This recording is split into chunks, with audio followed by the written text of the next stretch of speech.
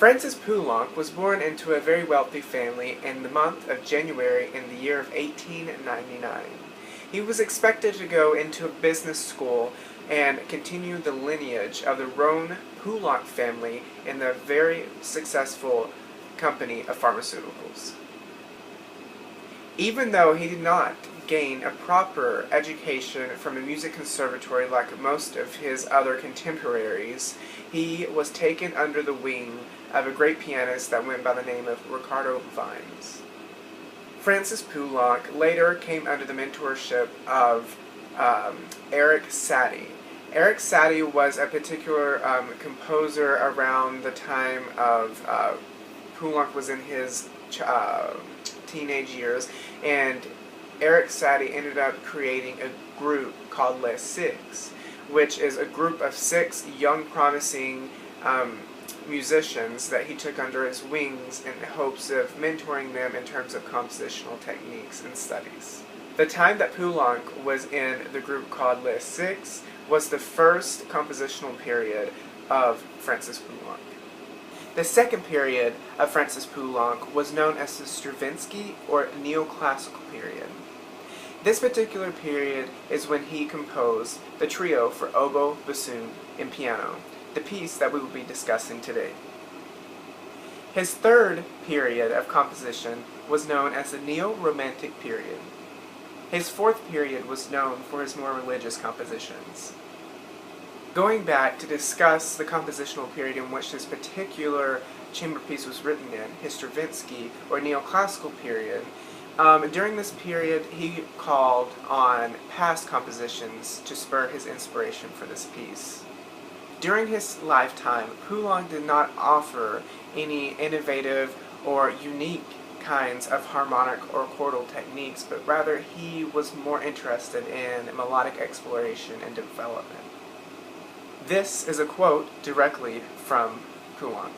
Quote, "I know perfectly well that I'm not one of the composers who made harmonic innovations. There's room for new music, which doesn't mind using other people's chords." Unquote. This quote proves that Poulenc was quite similar to Stravinsky in ways of being a musical vulture. Credit to Dr. Beliofsky for that term. This particular quote does in fact prove the relationship between Stravinsky and Poulenc, unless you believe in alternative facts. What are those? Maurice Ravel had a plethora amount of inspiration on Francis Poulenc, much like Stravinsky did, but Poulenc tended to explore timbres, colors, and melodic exploration and development. Therefore, he was much more like Maurice Ravel in that sense rather than Stravinsky. His trio for oboe, bassoon, and piano opens with a striking kind of like overture ring to the melody.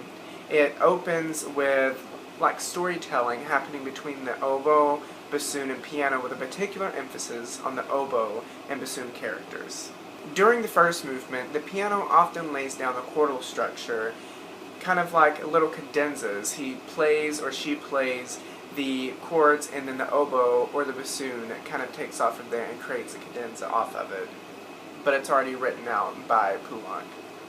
This is very similar in the way that recitatives were performed often, and still are in operas, which also solidifies the fact that this was performed in his neoclassical or Stravinsky neoclassical period. Poulenc was very adamant in using cellular writing, which is where you take 1 or 2 bar motifs and you automatically repeat it before the next idea comes along. This was particularly important and often used by his other confidants that were surrounding him, such as like Stravinsky, Ravel, Debussy, all of those kinds of people. After there is the fanfare overture in the beginning of the first movement, there is a presto section, which is definitely characteristic and very light and airy, just like Ravel's compositions were often light and airy.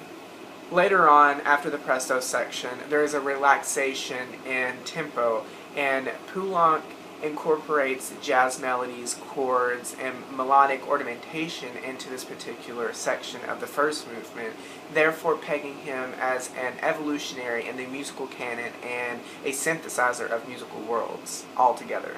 The second movement is like a pastoral, and Poulenc describes this particular movement as sweet and melancholic. This particular movement demonstrates Poulenc's fascination with displaying emotions and toying with light orchestration and melody. And it also displays his raw talent of making such a simple melody into such a beautiful blossoming flower. The third movement is in the form of a French Baroque jig, a very fast one at that.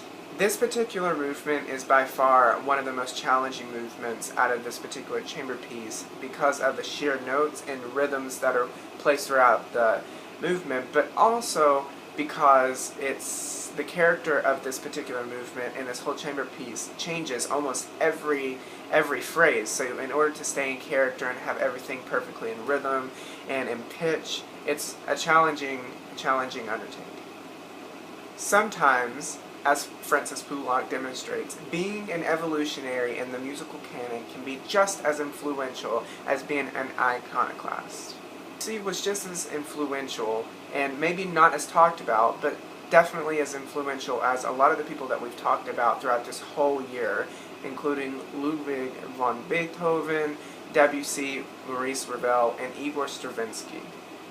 Some of the most influential people take the ideas that were fabricated before them, but instead of looking at through someone else's eyes that created it, they look through their lens and their perspective, which gives a whole new outtake on something that was particularly maybe old or worn out.